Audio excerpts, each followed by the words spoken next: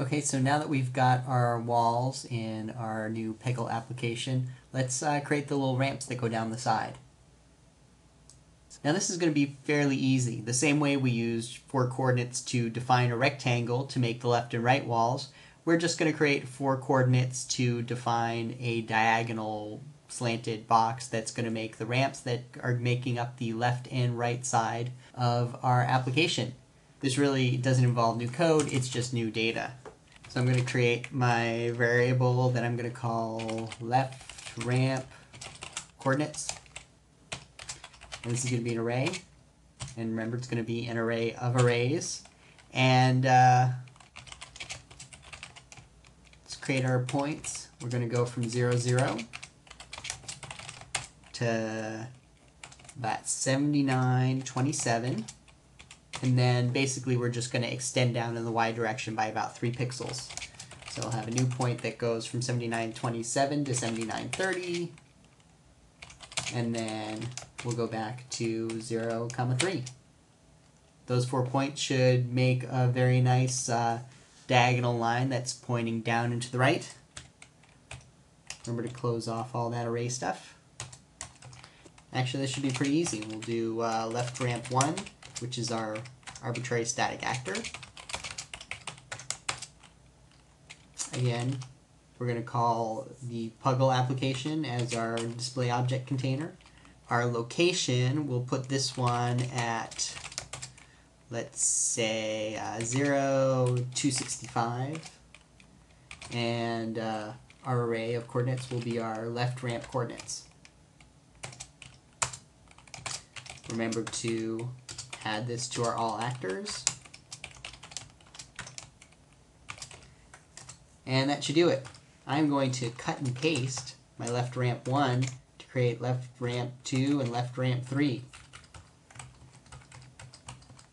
So left ramp 2 is going to be at point 0 about 336. And remember to change it here. And left ramp 3 is going to be at 0, let's say about 415. And remember to add it to all actors. And let's just save this and run it and make sure it all looks okay. Alright, looking pretty good. We got some left ramps. It turns out in the real Peggle application, by the way, these 3 ramps aren't exactly the same size. I think this first one ends up looking slightly longer than the second 2 ramps. I decided to keep them uniform here just for the sake of keeping our code simple. So creating the ramps for the right side should be just as simple as doing what we did above, except this time instead of having a ramp that goes down and to the right, we're going to have a ramp that goes down and to the left. So we're going to create our right ramp coordinates. That's also going to be an array, or an array of arrays. And this will go from 0, 0. Now, for the purposes of these right side ramps, I'm going to consider 0, 0 the upper right corner of the ramp. It's basically the part that's going to attach to the wall. So that means that to have it look right going in a clockwise order, it's going to go from 0, 0 to 0, 3. And now I'm going to have it go down into the left all the way to negative 85, 32. And then up by 3 pixels to minus 85, 29.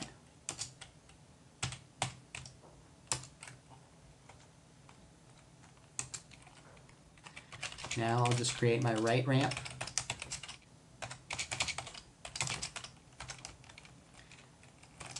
And this should be pretty straightforward. I'm going to place the first one at 646, 232.